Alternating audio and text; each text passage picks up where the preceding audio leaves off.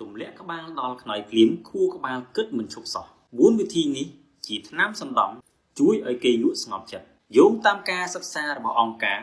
Conferry បានបញ្ជាក់ថាមានប្រជាជនអាមេរិកចំនួន 66% បានជួបប្រទះនូវបញ្ហាការគេងមិនលក់ក៏ព្រោះតែអារម្មណ៍រងសម្ពាធតានតឹងពីការងារបញ្ហាលុយកាក់និងគ្រួសារមានចំនួននឹងគ្នាជាពិសេសពេលពួកគាត់ចាប់ផ្ដើមគេងគឺខួរក្បាលរបស់គាត់គិតរហូតធ្វើឲ្យពួកគាត់មានជំងឺខ្លាចពេលយប់ផងដែរវិធីទាំង4នេះជួយរងាប់ផ្លូវចិត្តឲ្យបានស្ងប់ពេលចូលគេងទី1ធ្វើជាម្ចាស់លើអារម្មណ៍នេះបើតាមលោកគ្រូ N. Goenka បានផ្ដល់ដំបូលមានថាពេលអ្នកមានបញ្ហាអារម្មណ៍មិនស្ងប់ទេអ្នកត្រូវតែដកពេលវេលា 3-4-10 នាទីដើម្បីសម្រួលអារម្មណ៍ដោយការដកដង្ហើមឲ្យជ្រៅពេលនៅតែម្នាក់ឯងការធ្វើបែបនេះវាជាការពិនិត្យធ្វើឲ្យអារម្មណ៍ស្ងប់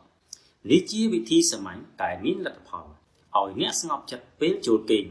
និងគេងលក់បានលឿនផងដែរចូលដកឃ្លាពីការងារហើយនៅម្នាក់ឯងឲ្យអារម្មណ៍បានស្ងប់ឲ្យត្រជាក់ចិត្តពេលចិត្តអ្នកបានសម្រក់ហើយអ្នកគេងក៏ឆាប់លក់ផងដែរទី2កុំលេងទូរស័ព្ទជាការពិតណាស់ការលេងទូរស័ព្ទពិតជាជួយកំដរអារម្មណ៍មែនប៉ុន្តែវាមិនល្អចំពោះសុខភាពខួរក្បាលរបស់អ្នកនោះទេនេះបើយោងតាមប្រភពរបស់ CNET បានបញ្ជាក់ថាការគេងអត់លក់អាចបណ្ដាលមកពីពន្លឺពណ៌ខៀវបញ្ចេញពីអេក្រង់ទូរស័ព្ទដែលបានបញ្ឆោតខួរក្បាលឲ្យគិតគ្មានឈប់ឈរចូលអ្នកដកទូរស័ព្ទរយៈពេល1ម៉ោងមុនពេលអ្នកចូលគេងដើម្បីធ្វើឲ្យចិត្តរបស់អ្នកបានស្ងប់ទី3មុនគេងចូលគិតផែនការធ្វើនៅថ្ងៃស្អែកអ្នកត្រូវគិតថាបើយប់នេះអ្នកធ្វើកិច្ចការងារមិនហើយនោះទេចាំព្រឹកស្អែកចាំធ្វើបន្តសំខាន់អ្នកគេងឲ្យបានគ្រប់គ្រាន់វាបានធ្វើឲ្យស្មារតីរបស់អ្នកធ្វើឲ្យស្មារតីធ្វើការក៏បានល្អផងដែរបើការងារច្រើនអ្នកត្រូវជ្រើសរើសការងារណាដែលសំខាន់បំផុតយកមកធ្វើមុនគេទី4កុំគិតនេះបើតាមលោកសាស្ត្រាចារ្យវិជ្ជបណ្ឌិត Colin S.T.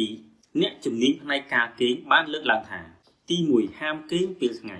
បើអ្នកមានបញ្ហាគេងមិនលក់នៅពេលយប់ទី2កុំបង្ខំខ្លួនឯងឲ្យគេង